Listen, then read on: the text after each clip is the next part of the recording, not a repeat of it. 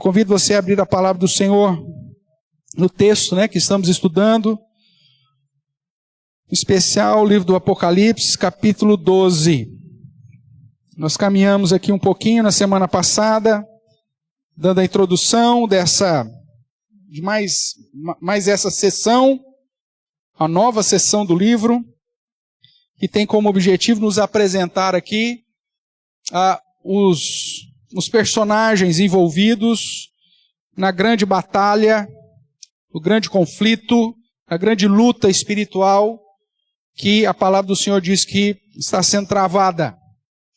Eu convido você a acompanhar a leitura que farei, portanto, do capítulo 12 de Apocalipse, para relembrarmos aí a Sagrada Escritura. Acompanhe a leitura que farei, diz assim: Viu-se grande sinal no céu, a saber, uma mulher vestida do sol, com a lua debaixo dos pés, e uma coroa de 12 estrelas na cabeça, que, achando-se grávida, grita com as dores de parto, sofrendo tormentos para dar à luz. Viu-se também outro sinal no céu, e eis um dragão, grande, vermelho, com 7 cabeças, 10 chifres, e nas cabeças 7 diademas. A sua cauda arrastava a terça parte das estrelas do céu, as quais lançou para a terra. E o dragão se deteve em frente da mulher que estava para dar à luz, a fim de lhe devorar o filho quando nascesse. Nasceu-lhe, pois, um filho varão, que há de reger todas as nações com cetro de ferro. E o seu filho foi arrebatado para Deus até ao seu trono. A mulher, porém, fugiu para o deserto, onde lhe havia Deus preparado lugar, para que nele a sustentem durante 1260 dias. Houve peleja no céu. Miguel e os seus anjos pelejaram contra o dragão, também pelejaram o dragão e os seus anjos, todavia não prevaleceram. Nem mais se achou no céu o lugar deles. E foi expulso o grande dragão, a antiga serpente que se chama Diabo e Satanás, o sedutor de todo o mundo. Sim, foi atirado para a terra, e com ele os seus anjos. Então, ouvi grande voz do céu, proclamando: agora veio a salvação, o poder, o reino do nosso Deus e a autoridade do seu Cristo, pois foi expulso o acusador dos nossos irmãos, o mesmo que os acusa de dia e de noite diante do nosso Deus. Eles, pois, o venceram por causa do sangue do Cordeiro e por causa da palavra do testemunho que deram, e mesmo em face da morte, não amaram a própria vida.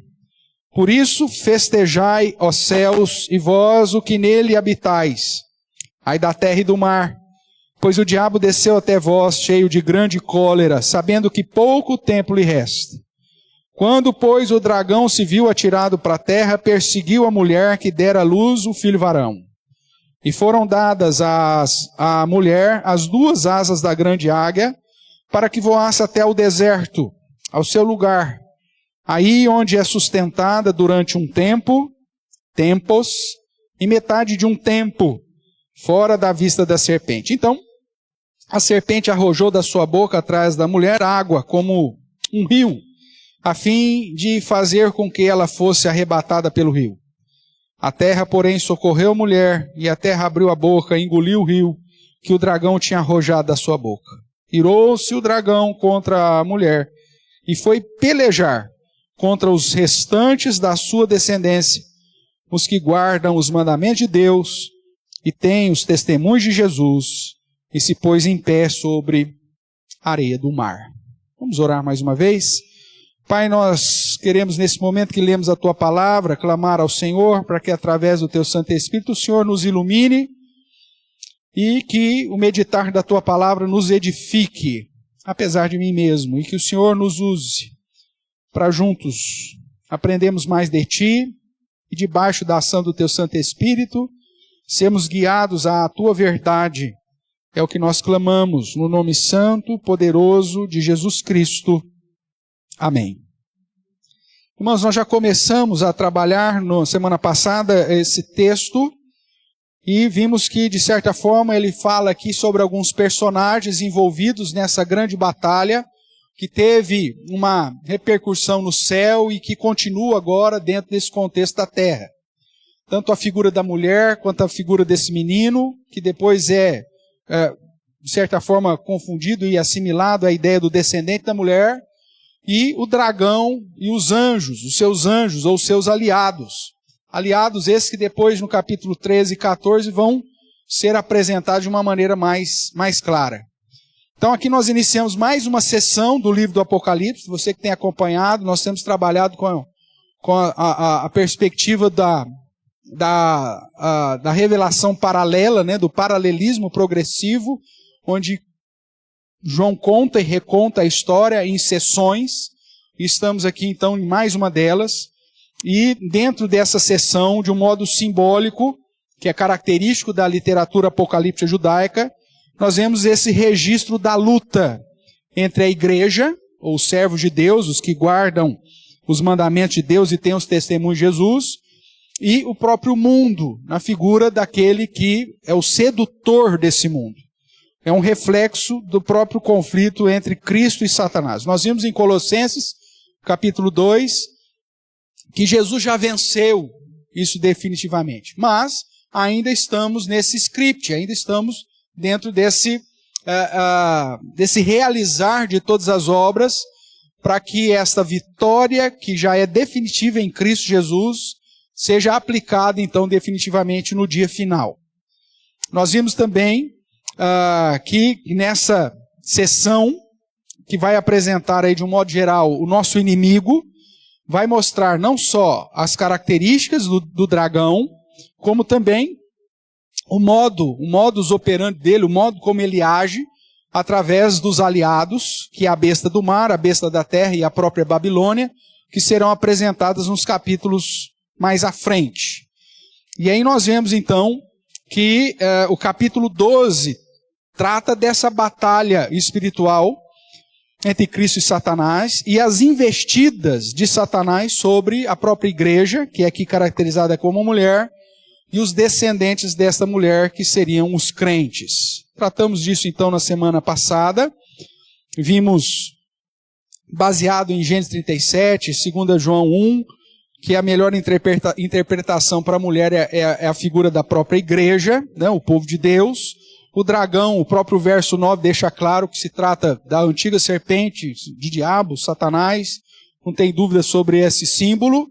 E o menino, ou o varão, que haveria de reger as nações com cetro de ferro, aponta tanto para Cristo, como o Salmo 2 o apresenta, ungido de Deus, mas conforme Apocalipse capítulo 2, o próprio Jesus dá essa prerrogativa também para os crentes, os verdadeiros crentes, que serão chamados para reinar contra ele. Por isso que ele nos constituiu como reino e como sacerdote. Nós temos essa função de reinar com Cristo, nesse período que estamos vivendo, chamados últimos dias, 1260 dias, ou 3 anos e meio, ou 42 meses, ou 1 milênio, seja lá o título que der.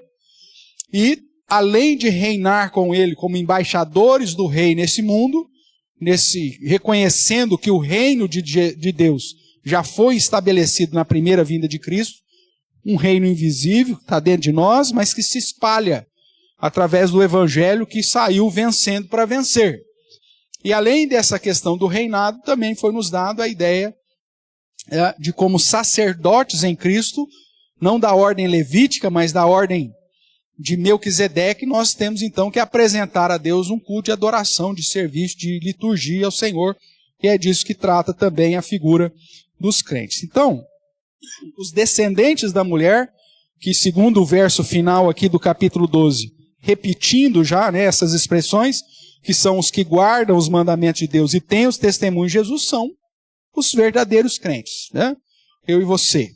E aí vimos semana passada, começamos a tratar que o objetivo do capítulo 12, como é o início de mais uma sessão do livro, é apresentar os personagens envolvidos aqui nessa batalha espiritual, nesse grande conflito que o texto nos apresenta. Vimos na semana passada também que o primeiro personagem é a própria igreja, né? Essa mulher vestida com o sol, com a lua debaixo dos pés e uma coroa de 12 estrelas. Apesar de ser um sinal específico realizado no céu de modo literal, também refere-se à igreja, principalmente quando se trata da ideia lá de Gênesis, quando José do Egito, ainda não era do Egito, né, mas José teve um sonho de que o sol, a lua e 11 estrelas se dobravam diante dele, que seria a 12ª estrela. Então, ali como Jacó, né, sua esposa e os seus filhos, representando o povo de Deus.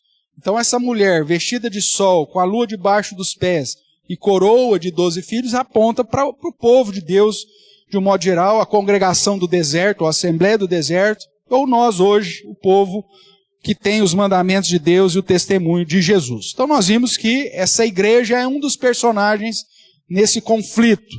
Essa mulher, então, que retrata a verdadeira igreja, ela vai ser perseguida, né, durante os 1260 dias, ou o tempo, 2 tempos e metade de um tempo, então 3 anos e meio, que dá os mesmos 1260 dias, ou 42 meses, mostrando que durante o período que nós chamamos de últimos dias, que vai desde a primeira vinda de Cristo até a sua volta, a igreja vai estar presente e vai estar sofrendo a perseguição nesse tempo. Então ela sofre a perseguição da mesma forma que Maria, também representada aqui, né, quando do nascimento de Cristo, teve que fugir para o deserto, teve que fugir para o Egito para ser preservado de um dos anticristos, que no caso era Herodes o Grande, que veio para combater o próprio Cristo. E assim acontece com todas as mulheres da genealogia de Cristo, durante toda a história da redenção.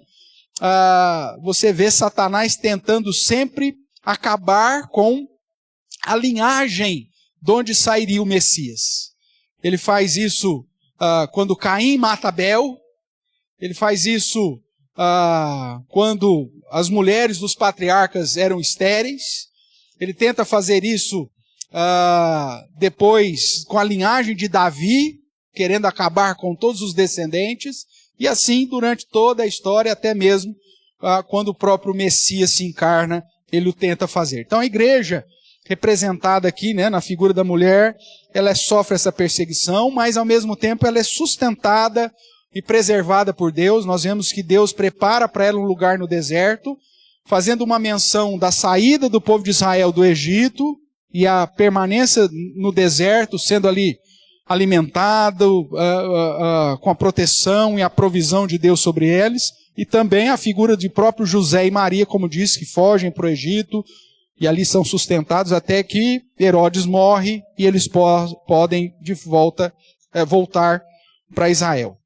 E vemos também que esta igreja, por ser a igreja verdadeira de Cristo, ela vence, mas não vence pelos seus próprios méritos. O texto vai nos dizer que ela vence por causa do sangue do Cordeiro e por causa da palavra que ela mesma prega, ou seja, de toda a revelação de Deus que já garante essa vitória eterna da igreja. Então esse personagem nós já estudamos semana passada. Hoje nós vamos ver o segundo personagem, né, que nos é apresentado, que nada mais é que o próprio Satanás, o inimigo e o sedutor do mundo. O texto vai dizer aí no verso 9 que o dragão é nada mais né, esse grande dragão é a antiga serpente, uma referência clara ao episódio lá do Éden ainda, quando a serpente engana Eva, né, e causa a queda do homem. Então a antiga serpente,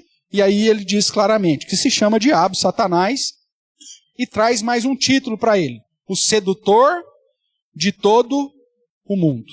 Esse aqui então é o segundo personagem, né, dentro dessa seção, o inimigo aí, sedutor do mundo. Então, usando a linguagem de Gênesis 3, o inimigo é o sedutor e é claramente identificado. Veja, se você observar aí no verso 3, que ele é poderoso. O verso 3 de capítulo 12 vai dizer assim: viu-se também outro sinal no céu, eis um dragão. Aí lá no verso 9 ele vai explicar quem que é esse dragão. Diz que ele é grande, vermelho, e aqui o vermelho tem a ideia dessa questão de sangue, essa questão de sacrifício, com 7 cabeças. Você sabe que o número 7 mostra a ideia de totalidade, de perfeição, né? 10 chifres, o 10 também aponta para uma totalidade, e chifre no Antigo Testamento e no próprio Apocalipse refere-se à autoridade, a poder, né? Não é à toa que quando o povo de Deus foi fazer um Deus para adorar, eles fizeram um touro, um bezerro, né? Porque era justamente o animal que representava toda a autoridade e todo o poder no contexto do Antigo Oriente. E assim também, toda vez que fala de chifre, fala de poder. Hoje, no nosso contexto cultural, você fala que alguém tem 10 chifres e não apresenta essa ideia de poder. Mas, no contexto bíblico, é isso. Né? Se falar para você, o fulano é um chifrudo, significa que ele é muito poderoso. Se ele tem 10 chifres, significa que ele tem muito poder. Tudo bem? Não é à toa que o próprio Senhor Jesus é apresentado também como um cordeiro de chifres. Porque ele é onipotente. Ok? Então, cuidado para você não usar o contexto cultural para interpretar de modo errado aqui.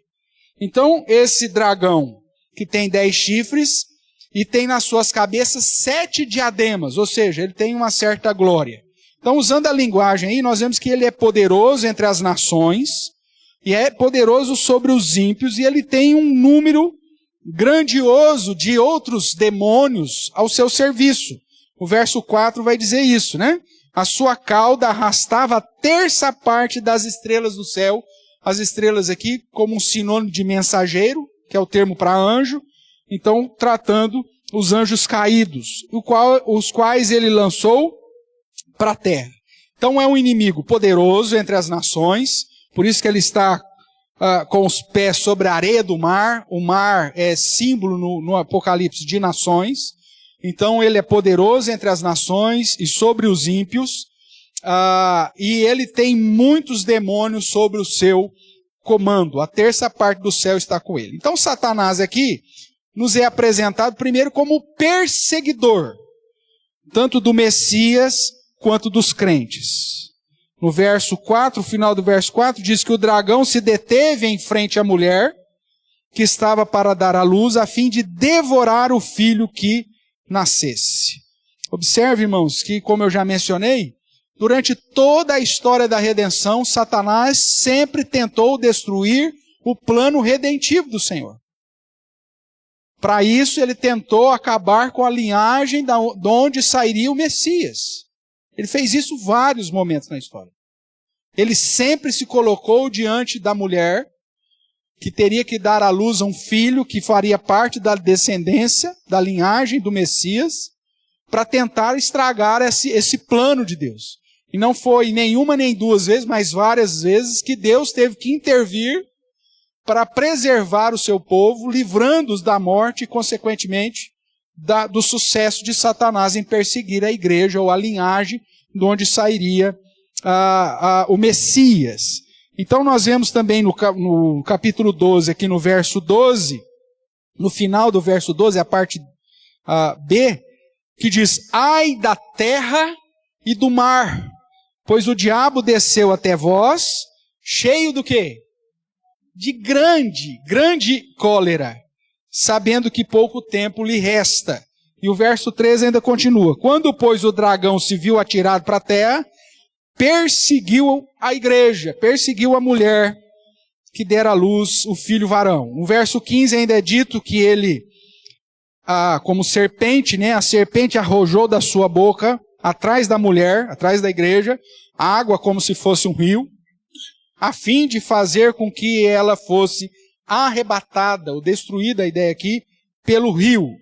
E o verso 17 ainda diz: irou-se o dragão contra a mulher e foi pelejar com os restantes da sua descendência. Então, o segundo personagem que nos é apresentado é esse perseguidor, é esse inimigo, esse sedutor do mundo, que tem como objetivo dificultar a obra que Deus confiou para a mulher, para a igreja.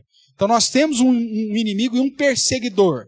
Nós vemos desde a primeira sessão Jesus já chamando a atenção da igreja, que inclusive estava sob ataque de Satanás, e que foi inclusive permitido para Satanás vir sobre a igreja e causar dano a essa igreja, mas que isso seria por um breve período, justamente porque se Deus não estivesse estabelecendo um limite para Satanás, ele viria destruir a igreja com todas as suas forças. Então essa é a nossa realidade. Primeiro personagem, nós, a igreja, a mulher, ou os descendentes.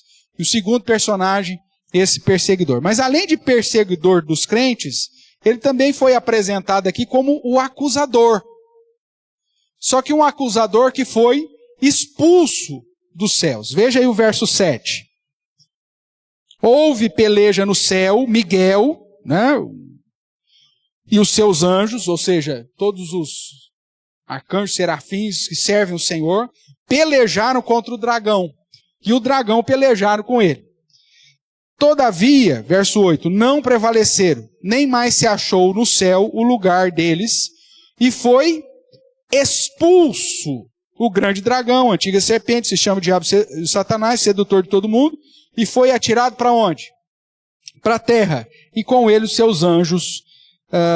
E então ouviu grande voz do céu proclamando: agora veio a salvação, o poder, o reino de Deus, do nosso Deus, a autoridade do seu Cristo, pois foi expulso o acusador de nossos irmãos, o mesmo que os acusa de dia e de noite diante do nosso Deus. Antes da obra de Cristo, da salvação, da vitória de Cristo na cruz do Calvário, Satanás, ele exercia, além de perseguidor da igreja, ele exercia a função de acusador. Se você se lembra muito bem, a história de Jó vai dizer que Deus estava reunido com os anjos, e os filhos de Deus são ali chamados de anjos. Satanás veio naquela reunião, e Deus pergunta para Satanás: de onde você veio? Eu fui dar uma voltinha, fui dar uma rodear a terra. E aí Deus pergunta: você viu meu servo Jó? O que o diabo faz? Como é? O senhor está cuidando de Jó também como um filho mimado. Começa a tirar as bênçãos de Jó para ver se ele não vai blasfemar contra ti. Então veja, ali você tem um registro de que Satanás tinha um acesso ao Pai para acusar a respeito daqueles que serviam a Deus. Hoje, em Cristo Jesus, ele perdeu essa função. Como Cristo o envergonhou na cruz do Calvário, como nós vimos lá em Colossenses, ele não tem mais a função de acusador. E é óbvio porque ele não tem mais a função. Porque Cristo já pagou a dívida. Não adianta ele aparecer lá para o Senhor para cobrar a dívida do Everton, ou cobrar a sua dívida, porque o Senhor fala: mas já foi pago, meu amigo. Você está acusando ele de um mal pagador? Mas já foi pago. Não tem como você acusar mais.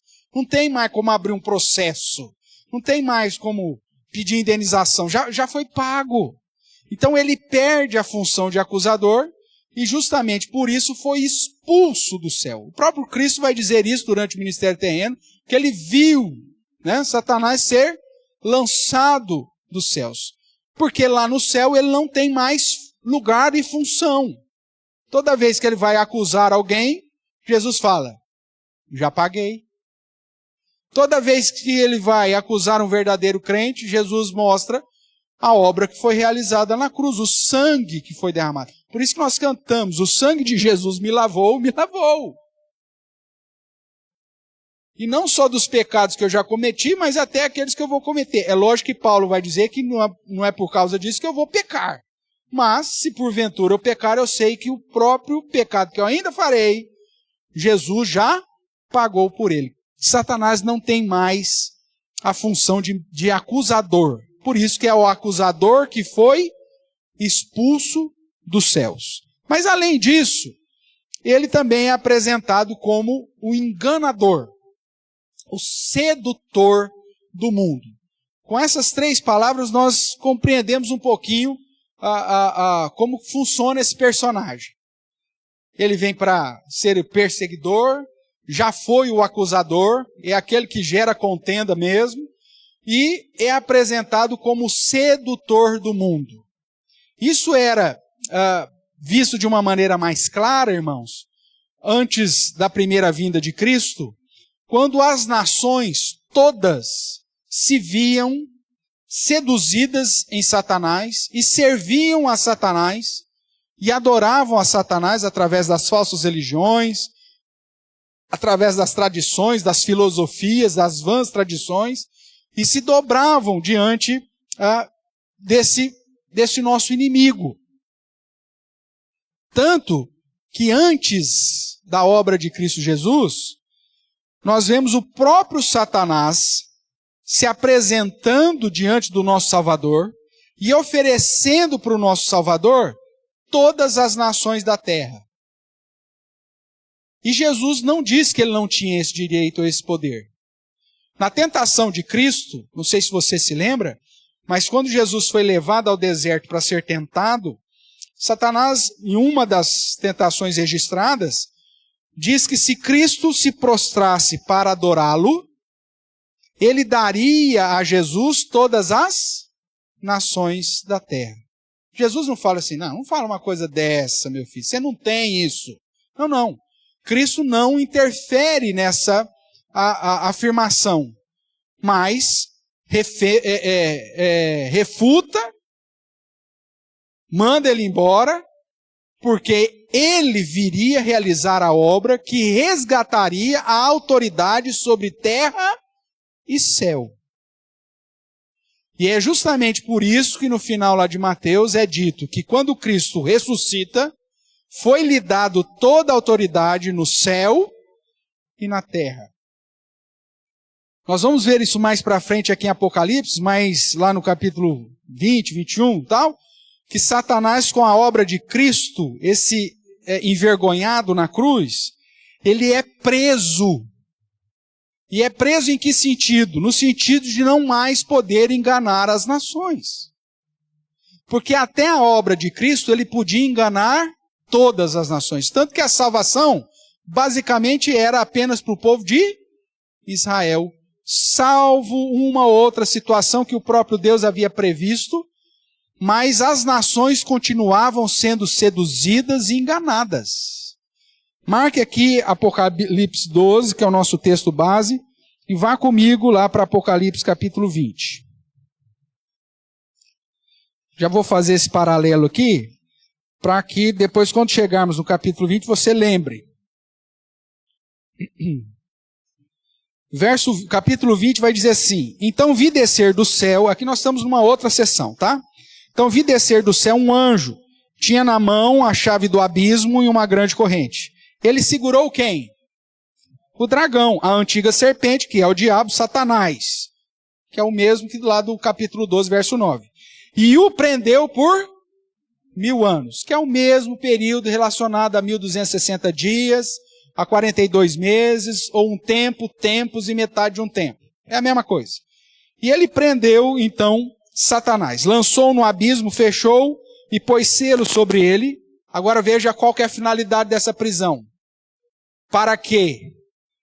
Para que não mais enganasse as nações até se completarem os 1000 anos. Depois disso é necessário que ele seja solto pouco tempo.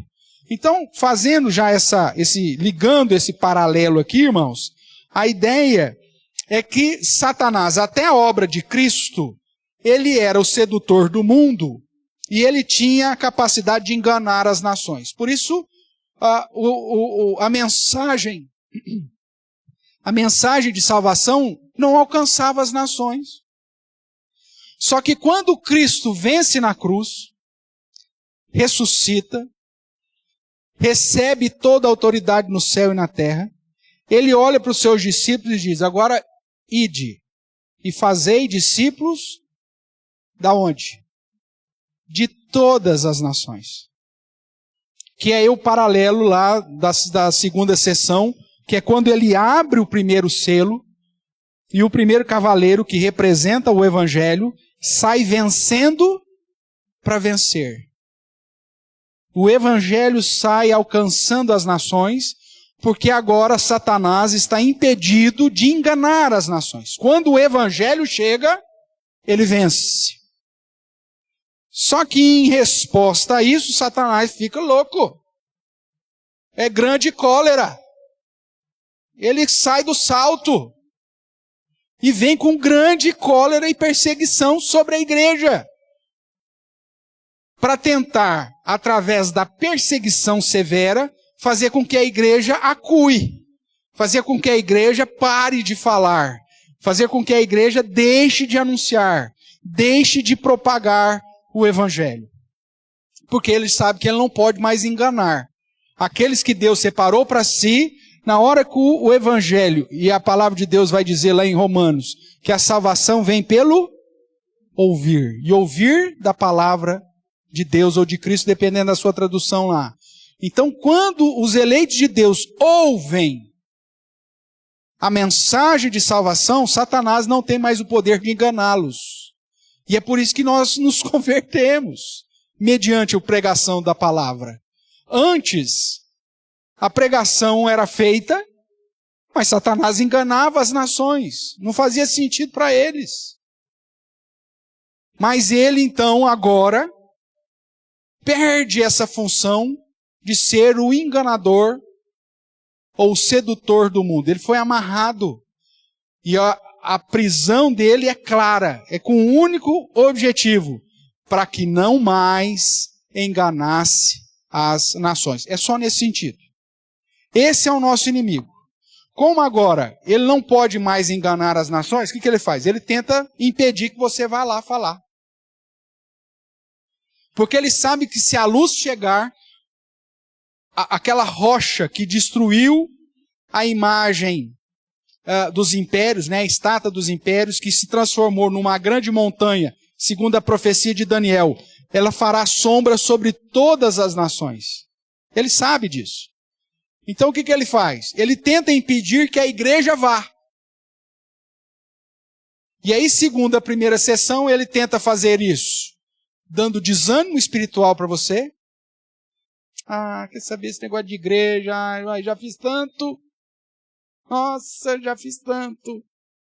Acho que agora vou ter que pensar mais em mim. Nossa, esse negócio de, olha, se me envolver com a obra, já tá bom, né? Tá bom, eu preciso curtir um pouco a minha vida, né? É isso, tá? Outra forma, trazendo uma perseguição severa, quem tiver uma Bíblia vai morrer. Se pregar em praça pública, vai ter o pescoço cortado, para tentar fazer com que você não pregue. Ou trazendo heresias, falsos ensinos, porque aí ele te dá liberdade para pregar, de uma maneira aberta, porque ele sabe que você está pregando algo errado. Você não está conduzindo as pessoas para a verdade. Então ele usa isso, uma vez que ele não mais pode enganar as nações. É dessa luta que Jesus está falando conosco desde o capítulo 2. Cuidado com a apatia espiritual, em desanimar por conta da perseguição, e cuidado com as heresias para você, ao invés de proclamar as verdades, seja um proclamador de mentiras. Porque o nosso inimigo vai tentar fazer justamente isso. Uma vez que ele não mais pode te acusar, e uma vez que ele não pode mais enganar as nações, porque ele foi preso para isso. Ou por isso. Tudo bem? Então, mas essa é o segundo personagem aqui da nossa história. Nós temos uma missão de sermos reino e sacerdote. Mas nós temos um inimigo que tenta de todas as forças nos impedir de cumprir a missão que o próprio Senhor nos outorgou. Mas nós temos uma terceira figura que é apresentada aqui, e é essa que eu quero começar a tratar com você, que nada mais é do que o Senhor Jesus, o Cordeiro que venceu, o Cordeiro vencedor. O texto vai dizer a respeito de um filho varão, que há de reger todas as nações, um cumprimento claro da profecia do Salmo 2. E falam que a igreja vence justamente por causa do sangue do Cordeiro. Veja lá o verso 11. Eles, ou seja, a igreja, né, o descendente da mulher, venceram a Satanás por causa do sangue do Cordeiro e por causa da palavra do testemunho que deram, mesmo diante do martírio, mesmo em face da morte, não amaram a própria vida. Um paralelo interessante de João é que quando na primeira epístola ele vai escrever aos jovens, ele diz: jovens, eu vos escrevo, porque a palavra de Deus permanece em vós, e por isso tendes vencido o inimigo. Então nós vencemos pela obra de Cristo que nos lava e pela palavra que está em nós. João também, o mesmo João, agora no Evangelho, vai dizer, registrando as palavras de Jesus, que nós somos limpos pela palavra de Deus que foi aplicada em nós, lá em João capítulo 15. Vós estáis limpos pela palavra. Então, irmãos, nós podemos vencer da mesma forma que Cristo venceu as tentações. Se você pega lá Mateus 4, quando trata da tentação de Cristo, como que Cristo vence Satanás? As 3 vezes que foi registrada lá. Assim diz a palavra. Pois está escrito. É com a palavra que você vence. É com conhecimento exaustivo das Sagradas Escrituras que você se sustenta como um verdadeiro descendente e que vence. Por isso, Satanás vai fazer de tudo para você desanimar de comer o livrinho, como nós vimos em Apocalipse 10. Ele vai fazer de tudo para colocar na sua vida algo que na sua cabeça é mais importante do que estar aqui reunido para estudar as Sagradas Escrituras. Seja na escola dominical, seja no culto à noite, seja na quarta-feira. Tempo que reservamos para aprofundar o nosso estudo bíblico. Porque na cabeça de Satanás, é a cabeça de muito tirano por aí, quanto menos conhecimento você tiver, melhor é para ele. O modo de você vencer o nosso inimigo é através do conhecimento da palavra, estando em Cristo, lavado no sangue do Cordeiro e na palavra que você sustenta. Agora, se você não conhece a palavra, você vai cair igual um patinho. Só que nós não programamos a nossa vida para investir nessa estratégia da vitória. E isso faz parte da ação de Satanás, o perseguidor, sobre nós. Ele quer que você perca o foco. Ele sopra nos teus ouvidos dizendo: não, você já conhece muito da Bíblia. Tá bom. Não precisa mais. Ele vai vivendo desse jeito, tá ótimo. Você já foi domingo na igreja? Maravilha. Quantos não vão nenhuma vez? Você já foi, tá bom assim. Não assuma compromisso com a obra de Deus. Para que isso? Você já faz um pix lá, tá tudo certo. Irmãos, o inimigo, ele está aí nesse grande conflito que vivemos e o objetivo dele é fazer com que você não glorifique a Deus. Não viva para Cristo, não se aprofunde no conhecimento das Escrituras e não sirva ao Senhor. Ou seja, para que você não guarde os mandamentos de Deus e nem os testemunhos de Jesus Cristo. Mas parece ser tão óbvio que a gente não leva em consideração. E a gente simplesmente cai no desânimo, cai no medo, ou abraça falsos ensinos que não deveríamos abraçar. Ainda bem, irmãos, que nós temos o Cordeiro que venceu. O terceiro personagem aqui de Apocalipse 12, então, é Jesus Cristo. Ele é apresentado como esse filho varão que regerá todas as nações, de acordo com Apocalipse 2:9, Salmo 2:9, Apocalipse 2:27, Gálatas 4:4, Gênesis 3:15, o descendente da mulher que pisaria a cabeça da serpente. O Cordeiro que por sua morte, pelo derramar do seu sangue, venceu e possibilitou a vitória para a própria mulher. O verso 11 diz que nós vencemos por causa do sangue do Cordeiro e por causa da palavra do testemunho que demos. Assim, Jesus é apresentado primeiro como o Salvador prometido. Verso 5 aí de Apocalipse 12. Nasceu-lhe, pois, um filho varão, que há de reger todas as nações. Todas essas expressões apontam para Cristo. Nas profecias do Antigo Testamento, no Salmo 2 que já citei, Isaías 66 também é apresentado dessa forma. Por isso ele é chamado do Filho do Homem. Mais um título que aponta para a sua divindade. Então, esse personagem é apresentado como esse Salvador prometido. O verso 10, a parte A, ainda diz: então ouviu grande voz do céu proclamando: agora veio a salvação, o poder e o reino do nosso Deus e a autoridade do seu Cristo. Esse início do verso 10 aponta para a vitória do Cordeiro. E é justamente por isso que a sequência diz que Satanás foi expulso do céu. Então, o terceiro personagem apresentado dentro desse grande conflito é o próprio Senhor e Salvador Jesus Cristo, o Cordeiro que venceu. E é por isso que, além de ser apresentado como o Salvador prometido, ele também é apresentado como o vencedor. O verso 5, finalzinho, diz: e o seu filho foi arrebatado para Deus até o seu trono. Então aquele que viria para reinar foi arrebatado, foi elevado ao céu e já está no trono. É isso que nos diz Apocalipse capítulo 4, 5, 6.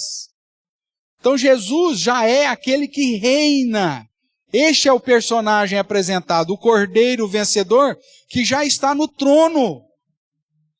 Mesmo nós estando aqui, irmãos, sendo alvos da perseguição, da afronta, da ira, da cólera de Satanás, nós já contamos com aquele que venceu e que está assentado no seu trono, reinando, cheio de autoridade. Veio, o verso 10, veio a salvação, o poder, o reino do nosso Deus e a autoridade do seu Cristo. E nós vencemos por causa do sangue dele. Então, ele é apresentado como aquele que venceu e que nos dá a certeza da vitória. E também é apresentado como esse rei poderoso, aquele que tem o reino, que tem o poder e que tem a autoridade. Que aí, fazendo um link, né, com aquilo que nós lemos em Colossenses, já se colocou acima de todo o principado e de toda a potestade. Dessa forma, Apocalipse 12 está dizendo para você que nós fazemos parte de um todo, onde você é um dos personagens dessa história, como parte da igreja, ou como descendente da mulher. E que você, como parte dessa história, tem a função de proclamar, de guardar a palavra de Deus e testemunhar a respeito de Jesus. Só que, diante dessa função, como reino e sacerdote, nós temos um inimigo que vai tentar fazer de tudo para nos impedir. Te desanimando, te perseguindo ou te enganando. E que você precisa se apoderar cada vez mais dos benefícios do sangue de Cristo e da palavra, que vai te dar o sustento necessário para perseverar nessa obra. E isso é garantido não pelos seus próprios méritos, mas pelo fato de que vencemos no sangue do Cordeiro. O terceiro e mais importante personagem, que é o personagem principal de toda a história do Apocalipse, apresentado desde o primeiro capítulo como aquele que já venceu. Dito isso, irmãos, concluindo, nós temos aqui a sinopse, né, da história do mundo, com foco no grande conflito que nos é apresentado. Nos capítulos que vêm para frente, subsequentes, as cenas ficarão mais claras e também a vitória de Cristo e da sua noiva será descrita. Veja, eu quero já dar o spoiler do filme, né? Apresentamos aqui a sinopse, como se você virasse o DVD lá e fosse ler. Tem uma mulher que tem um descendente, que tem o objetivo de guardar a palavra de Deus e testemunhar de Jesus. Mas eis que aparece um inimigo poderoso que vem persegui-los e tentar acabar com eles.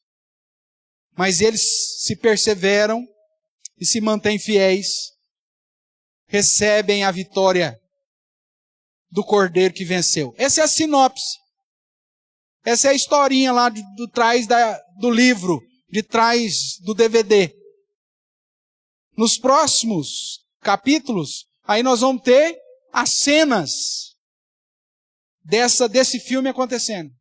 Mas o que você precisa saber é que, apesar dessa realidade de ter a mulher e o descendente, ou seja, a igreja e os crentes,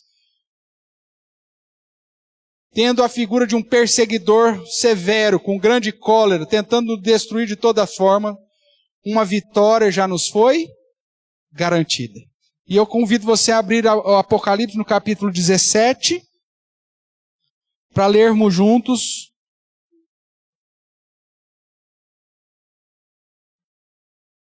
a síntese da história no verso 14. Vamos ler todos juntos, a uma só voz. Diz assim: pelejarão eles contra o Cordeiro, e o Cordeiro os vencerá, pois é o Senhor dos senhores e o Rei dos reis.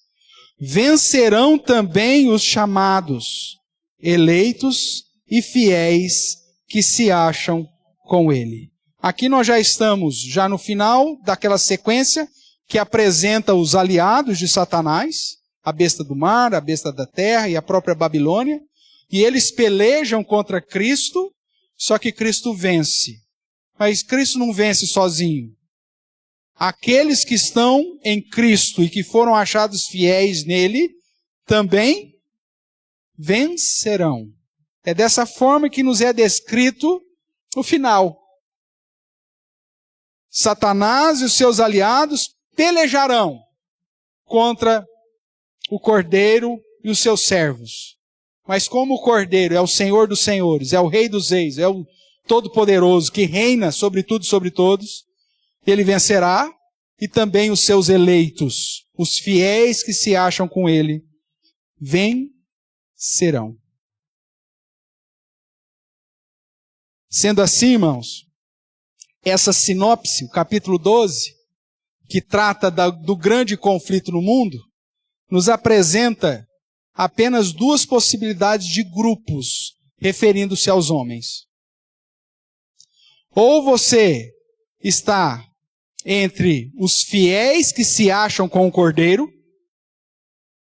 ou você está entre aqueles que continuam seduzidos e enganados pelo grande dragão, que é a antiga serpente, o diabo e Satanás. Ou você está contado entre os que vencerão, ou com aqueles que serão lançados juntamente com o dragão no lago de fogo e enxofre. Não tem espectador nessa história. Todo mundo faz parte do filme. Ou você é coadjuvante com o grande protagonista vencedor, ou você é um figurante que vai acabar no inferno com o antagonista. Não tem outro grupo. E aí a pergunta que não quer calar é: de que lado você está? Você é contado entre aqueles que são fiéis ao Cordeiro? Você é contado entre aqueles que guardam o mandamento de Deus e têm o testemunho de Jesus? Você é contado entre aqueles que é chamado os descendentes da mulher? Ou você é do outro lado?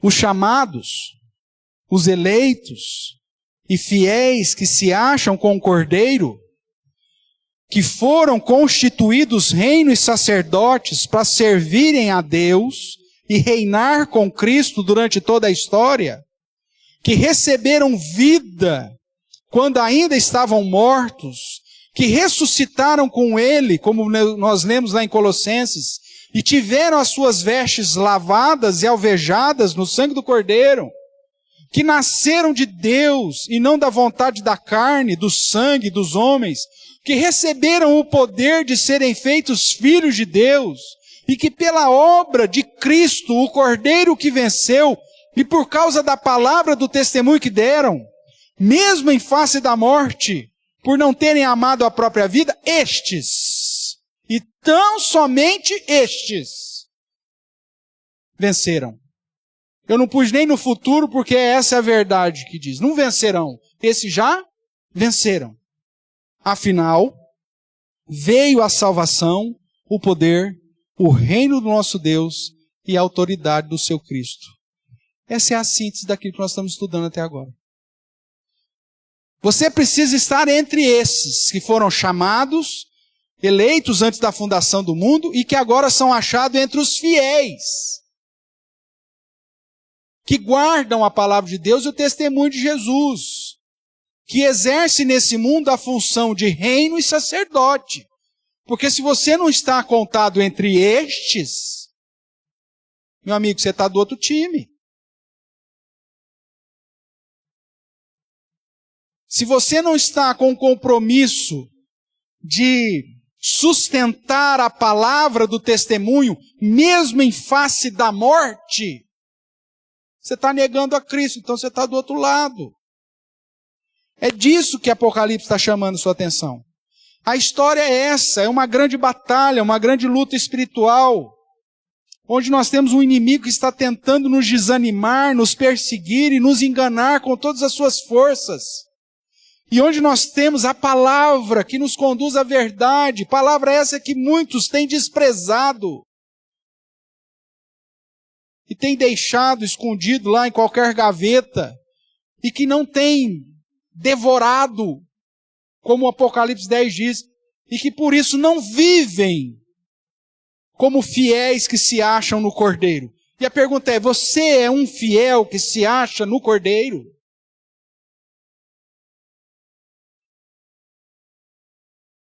Porque estar na igreja não te traz nenhum benefício, irmãos. Nós vimos na palavra do Senhor em Apocalipse que o Senhor vai medir, mas só vai medir o altar. Ou seja, aqueles que estão em consagração, em santidade e zelo, servindo ao Senhor de dia e de noite. Estar no átrio do santuário não te garante nada, muito pelo contrário, você não será medido. Será deixado. Apocalipse grita, irmãos, para que você viva uma vida de fidelidade ao Senhor. Que o seu objetivo como reino e sacerdote seja em servir totalmente, integralmente ao Senhor, em tudo que você faz. Não importa qual a sua profissão, qual o seu contexto de vida, onde você está lidando, mas você lá é um embaixador de Cristo, você lá é um sacerdote constituído pelo próprio Cristo, segundo a ordem de Melquisedeque. Você não está nesse mundo para ver a banda, você está aqui para tocar. Lembra que eu estou falando isso com você já há algum tempo? Você foi chamado para tocar na banda, não para assisti-la. Consagrar-se ao Senhor como eleito fiel, andar de modo digno da vocação que foste chamados. Em consagração, em dedicação, irmãos. O tempo é agora. Você só tem uma vida para servir ao Senhor. E talvez a sua vida se resuma ao hoje, porque você não sabe amanhã o que vai acontecer com você.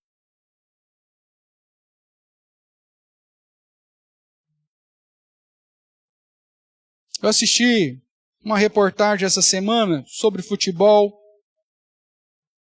e o cara falava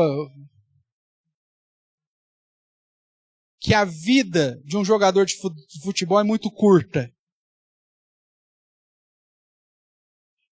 O tempo de profissional é muito curto.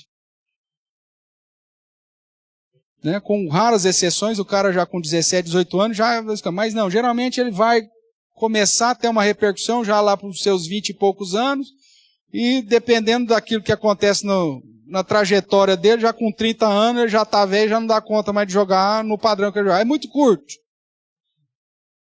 Aí nessa reportagem, o cara falava assim, olha, o jogador ele tem que considerar que a vida dele é muito curta. Então ele tem que dar tudo o que ele tem. Porque é aquele período curto.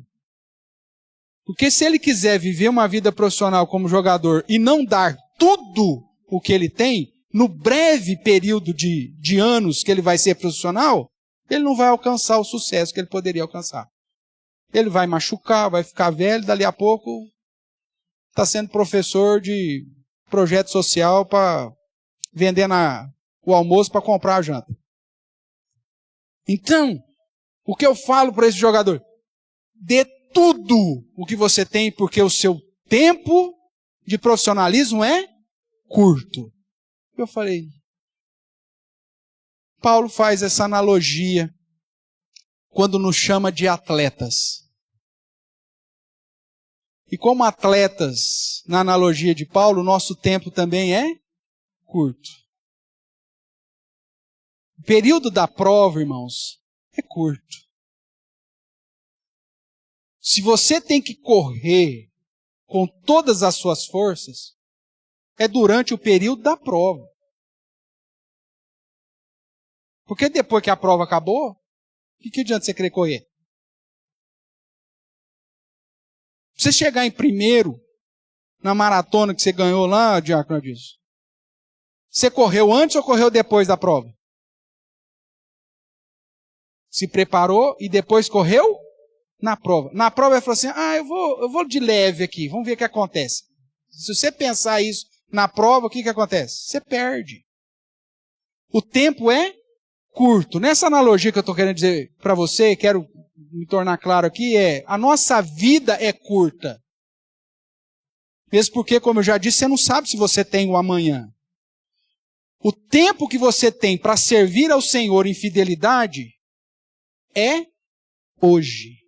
É o agora. Se você tem condições de influenciar alguém positivamente com a luz do Evangelho, é agora. Não é depois que se aposentar. Não é depois que os filhos crescerem. Não é depois que você pagar a hipoteca da sua casa. Nada pode tirar o objetivo de vida que é glorificar ao Senhor e brilhar diante dos homens agora. É isso que Apocalipse está gritando. Você é um personagem nessa grande batalha. E não é à toa que a Bíblia diz que maldito é aquele que faz a obra do Senhor relaxadamente. E maldito é aquele que não desembainha a sua espada. Deus já te dotou. Deus já te capacitou. Você está preparado para fazer. Você já sabe o que vai fazer. E você não desembainha a espada. Você é maldito. É isso que a Bíblia chama. Porque você já tem tudo que você sabe que você tem para fazer. Você tem todos os mecanismos para testemunhar, para guardar o mandamento de Deus e testemunhar de Jesus. E você resolve não desembainhar a sua espada.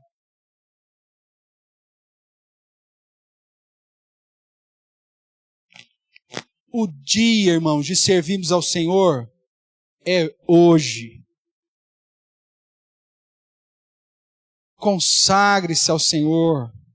Seja contado entre os fiéis que se acham com o Cordeiro, porque é isso que vai fazer toda a diferença. De qual grupo você faz parte? Saiba que não depende de você. Como diz a Bíblia, não depende de quem quer ou de quem corre. É preciso ser chamado. Mas se você já foi chamado, então ande de um modo digno do seu chamado, como diz Paulo em Efésios 4. É preciso ter ouvidos abertos para ouvir a tão suave e doce voz do Supremo pastor. Somente para estes a mensagem fará sentido.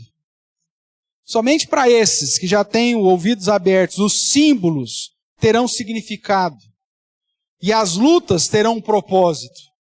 Afinal, aos chamados, foi dado a graça de não apenas crer em Jesus, mas de padecer por Ele, como nos diz Filipenses capítulo 1, verso 29. Se você foi um chamado do Senhor, se você já passou pelo processo do novo nascimento, se você tem Cristo Jesus como seu Senhor, como Rei dos Reis, Senhor dos Senhores, viva como um súdito desse Rei. Viva como um cidadão do céu. Viva como um chamado eleito do Senhor, fiel. E que você seja encontrado entre os fiéis que andam com o Cordeiro, para o seu próprio bem e para o louvor eterno do nosso Deus. E que Ele assim nos abençoe. Amém?